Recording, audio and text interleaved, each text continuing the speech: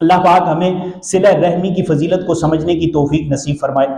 قرآن کریم فرقان حمید کے اندر ہمیں انڈرسٹوڈ ہے کہ صلہ رحمی کا حکم دیا گیا۔ اب نبی کریم صلی اللہ تعالی علیہ وآلہ وسلم کی مبارک احادیث کے اندر بھی ہمیں صلہ رحمی کرنے کا حکم ارشاد فرمایا گیا۔ حضرت سیدنا ابو ہریرہ رضی اللہ تعالیٰ عنہ ایک بار صحابہ کرام علیہم رضوان کے درمیان حاضر تھے، تشریف فرما تھے، اور علم دین سیکھنے کا سلسلہ تھا۔ حضرت ابو ہریرہ رضی اللہ تعالیٰ عنہ نے ارشاد فرمایا کہ تم میں ایک ایسا شخص ہے جو صلہ رحمی نہیں کرتا، جو صلہ رحمی نہیں کرتا، رشتہ داروں کے ساتھ ناطہ جوڑ کر نہیں رکھتا، وہ ہماری مجلس سے چلا جائے۔ اب وہاں ایک صحابی تھے، وہ فوراً گئے، انہیں پتہ چلا کہ میری پھوپھی مجھ سے ناراض ہیں، فوراً گئے اور اپنی پھوپھی جان سے صلح کی، اور صلح کرنے کے بعد دوبارہ حاضر ہوئے اور عرض کیا کہ آپ نے فرمایا کہ صلہ رحمی کی بڑی فضیلت ہے، اور ہمارے درمیان ایک شخص موجود ہے کہ جس سے اس کے رشتہ دار ناراض ہیں، تو میں نے ہاتھوں ہاتھ اپنی پھوپھی سے صلح کر لی۔ اب عرض کرنے کا ان کا مقصد کیا تھا؟ صحابی نے عرض کیا ابو ہریرہ رضی اللہ تعالیٰ عنہ سے کہ آپ ارشاد فرمائیے آپ نے یہ کیوں ارشاد فرمایا، اور آپ کو پتہ کیسے چلا کہ میری جو ہے وہ پھوپھی یا کوئی مجھ سے ناراض ہے؟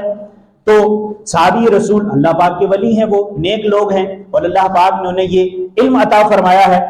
ابو ہریرہ رضی اللہ تعالیٰ عنہ ارشاد فرماتے ہیں کہ نبی کریم صلی اللہ تعالیٰ علیہ وآلہ وسلم نے ارشاد فرمایا جو رشتہ داروں سے قطع تعلق کرتا ہے اللہ پاک وہاں سے اپنی رحمت کو اٹھا دیتا ہے۔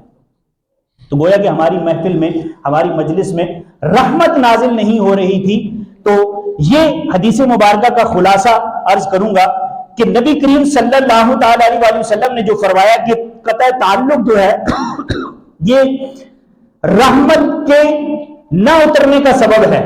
اب ہم کہیں پر اپنے گھروں کے اندر دیکھتے ہیں جہاں کچھ خرابیاں ہوتی ہیں، کچھ معاملات ایسے ہوتے ہیں، ہم کہتے ہیں یار رحمت نظر نہیں آ رہی، برکت نہیں ہے، رحمت نہیں ہے۔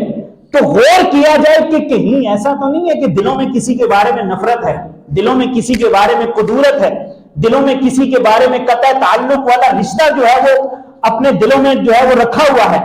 تو ہمارے معاشرے کے اندر جہاں اور بہت ساری برائیاں عام ہیں، وہیں پر ایک یہ برائی بھی قطع تعلق والی بہت زیادہ عام ہو چکی ہے، اور چھوٹی چھوٹی بات پر ناراضگی، چھوٹی چھوٹی بات پر قطع تعلق، چھوٹی چھوٹی بات پر جو ہے وہ رشتے توڑنا، یہ عام گویا کہ ہو چکا ہے۔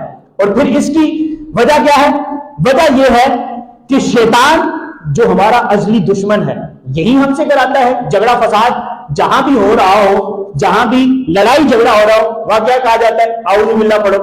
اور نبی کریم صلی اللہ تعالیٰ علیہ وآلہ وسلم کی مبارک احادیث بھی ہیں کہ جب تمہیں غصہ آئے تو غصے کو تھوک دو۔ صحابہ نے عرض کیا غصے کو کیسے تھوکیں؟ تو نبی کریم صلی اللہ تعالیٰ علیہ وآلہ وسلم نے فرمایا کہ تم اعوذ باللہ پڑھ کے شیطان مردود سے پناہ چاہو۔ گویا کہ شیطان مردود یہی غصہ دلاتا ہے، یہی غیبت پر ابھارتا ہے، یہی چغل خوری پر ابھارتا ہے، یہی جھوٹ پر ابھارتا ہے۔ اب یہ ایک جو قرآن کے اس حکم کے اندر آتے ہیں وہ افراد کہ جو یقطعون ما امر اللہ بہ کے بعد جو اللہ پاک نے ارشاد فرمایا کہ جو لوگ رشتے کاٹتے ہیں، جو رشتے توڑتے ہیں، ایسے لوگوں کو کیا کہا گیا؟ اولئک هم الخاسرون، کہ یہی لوگ خسارے میں ہیں۔ تین لوگوں کا ذکر ہوا، اللہ کی نافرمانی کرنے والے، رشتہ کاٹنے والے، اور زمین میں فساد برپا کرنے والے۔ اللہ پاک ہمیں محفوظ فرمائے اور اپنا قرب عطا فرمائے۔ ہمیں اپنے درمیان اس چیز کو جو ہے وہ جاننا چاہیے، اس چیز کو سوچنا چاہیے کہ کہاں پر خرابی ہے، اس خرابی کو ہم نے دور کرنا ہے۔ نبی کریم صلی اللہ تعالیٰ علیہ وآلہ وسلم کی مبارک احادیث اسی بات کی گواہی دیتی ہیں کہ ایک چھوٹی سی بیماری ہوتی ہے، اس چھوٹی سی بیماری کو اگر نزدیک سے دور نہ کیا جائے تو وہ بڑھ جاتی ہے۔ انگلی پہ زخم ہوا، ہم نے علاج نہیں کیا، اب وہ بڑا ہاتھ پہ آیا، ہاتھ سے بڑا بازو پہ آیا، بازو سے بڑا تو جسم کے اندر آیا۔ تو یوں چھوٹی سی برائی سرایت کرتی ہے، پھیلتی ہے، اور ایک سے دوسری، دوسری سے تیسری، تیسری سے چوتھی، چوتھی سے پانچویں، یوں برائیاں جنم لیتی ہیں اور معاشرے کے اندر بگاڑ پیدا ہوتا ہے۔ اللہ پاک کہ محبوب نبی کریم صلی اللہ تعالیٰ علیہ وآلہ وسلم نے ارشاد فرمایا ایک مقام پر، وہ لوگ کہ جو رشتہ توڑتے ہیں، وہ لوگ جو قطع تعلق کرتے ہیں، وہ لوگ جو صلہ رحمی نہیں کرتے، وہ ہم میں سے نہیں ہیں۔ اللہ کے محبوب کے قرب سے دور ہو جانا یہ بہت بڑی، جو سمجھے کہ بہت بڑی ہمارے لیے محرومی ہے قیامت کے دن جس وقت نبی کریم صلی اللہ تعالی علیہ وسلم کو اللہ پاک کو مقام عطا فرمائے گا کہ آپ لوگوں کی شفاعت فرمائیں گے، اب ایسے لوگ کہ جو قطع تعلق کرنے والے ہیں، ایسے لوگ جو صلہ رحمی نہیں کرتے، وہ لوگ اللہ کی رحمت سے ہی دور ہو گئے، وہ نبی کریم صلی اللہ تعالی علیہ وسلم کی رحمت سے ہی دور ہو گئے، تو وہ ناکام ہی ہوئے۔ اللہ پاک ہمیں صلہ رحمی کی فضیلت کو سمجھنے کی توفیق نصیب فرمائے۔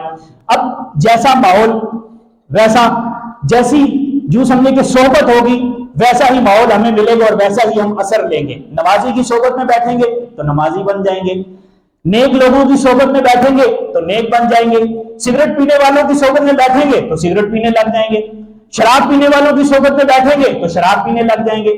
بہت ساری معاشرے کی برائیاں تو اسی طرح جنم لیتی ہیں کہ صحبت کا اثر ہوتا ہے۔ نیک لوگوں کی صحبت میں آئیں گے تو نیکیوں کی طرف راغب ہوں گے، برے لوگوں کی صحبت میں بیٹھیں گے تو بری طرف راغب ہوں گے۔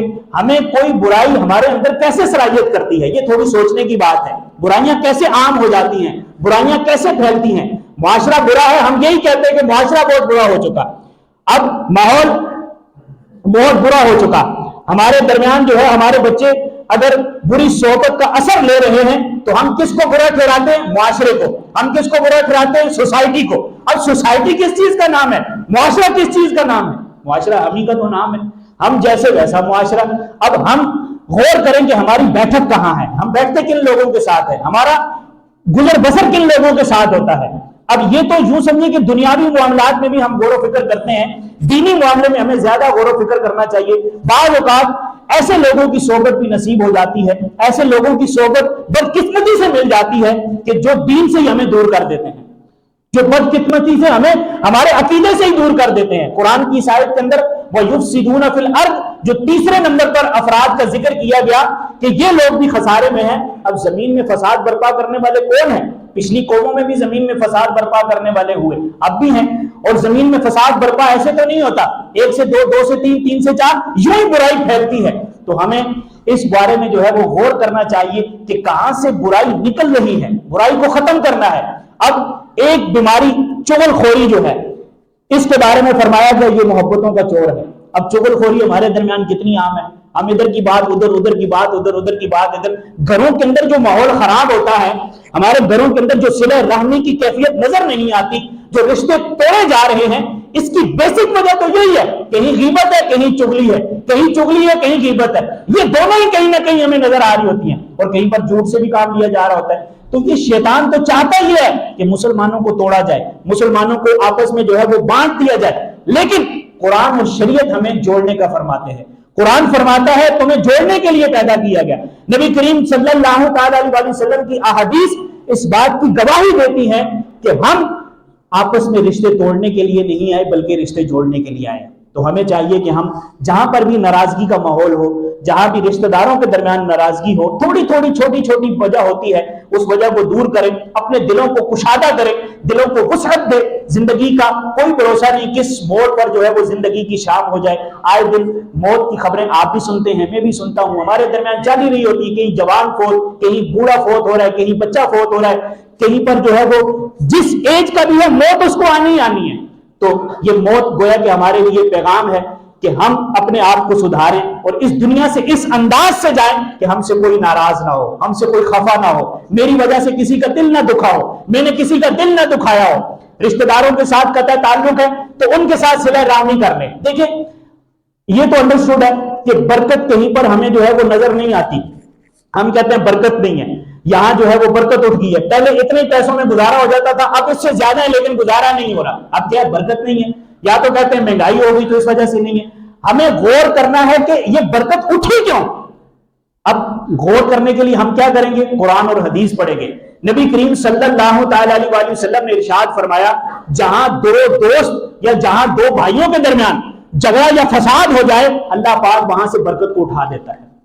تو ہمارے گھروں کے اندر بھی بعض اوقات معاملات چل رہے ہوتے ہیں، ایک ہی کمرے میں بیٹھے ہوتے ہیں، دلوں میں نفرت ہوتی ہے، ایک ہی گھر کے اندر ہوتے ہیں، ایک ہی چار دیواری کے اندر ہوتے ہیں، لیکن پھر بھی ایک چھوٹی چھوٹی بات پر، چھوٹی چھوٹی جو ہے وہ لفظش پر ہم جو ہے وہ دلوں میں نفرت پیدا کر لیتے ہیں اور اس سے دور ہو جاتے ہیں، اور پھر کوئی ہمیں راضی کرنے کی کوشش بھی کرے، ہم کہتے ہیں یار اس نے بہت زیادتی کی ہے میرے ساتھ، اس نے بڑا ظلم کیا ہے میرے ساتھ۔ اب ظلم اور زیادتی کہتے کسے ہیں؟ اگر ظلم کیا بھی ہے، زیادتی کی بھی ہے، تو شریعت کیا کہتی ہے؟ جوڑو، تمہیں توڑنے کے لیے نہیں بلکہ جوڑنے کے لیے پیدا کیا گیا ہے. ہم کہاں جوڑتے ہیں؟ اب دیکھیں یہاں شریعت نے یہ اتنا نازک مرحلہ ہے, اتنا نازک جو ہے وہ یہ پوائنٹ ہے کہ اس موقع پر شریعت نے ہمیں جھوٹ بولنے کی بھی اجازت دے دی. جھوٹ بولنا شرعن ناجائز, حرام, گناہ, جہنم میں لے جانے والا کام. لیکن بعض صورتیں ایسی ہوتی ہیں کہ جہاں پر جھوٹ بولنا بھی جائز ہو جاتا ہے. جیسے باپ بیٹے کی ناراضگی ہے, اب شریعت کہتی ہے کہ بیٹا بیٹے کو کوئی یہ کہے کہ تمہارا باپ تمہارے بارے میں تعریف کر رہا تھا, اگرچہ باپ نے تعریف نہیں کی لیکن جھوٹ ہی کہے گا, اس کا یہ جھوٹ, اس پر اسے گناہ نہیں ملے گا بلکہ اسے ثواب ملے گا. کیوں کہ یہ دل میں نفرت نہیں بلکہ محبت ڈال رہا ہے. گویا کہ باپ نے کہا نہیں ہے لیکن یہ جھوٹ کہہ کے کہہ رہے کہ تمہارے باپ نے تمہارے بارے میں بڑی تعریف کی ہے, وہ تو تمہارے بارے میں بڑی اچھی باتیں کر رہا ہے, وہ تو تمہارے بارے میں بڑا جو ہے وہ حسن ظن رکھتا ہے. اب کہا نہیں ہے, یہ جھوٹ بول رہا ہے. شریعت نے کہا تمہارا جھوٹ بولنا جائز ہے. تمہارا جھوٹ بولنا اس وجہ سے ہے کہ تم دو کو آپس میں ملا رہے ہو, دو کو توڑ نہیں رہے. تو ملانے کے لیے جھوٹ بولنا بھی اگر پڑے تو جھوٹ بول کر بھی آپس میں ایک دوسرے کو ملانے کا ہمیں شریعت نے حکم دیا ہے. اللہ پاک مجھے بھی اور آپ کو بھی عمل کرنے کی توفیق نصیب فرمائے.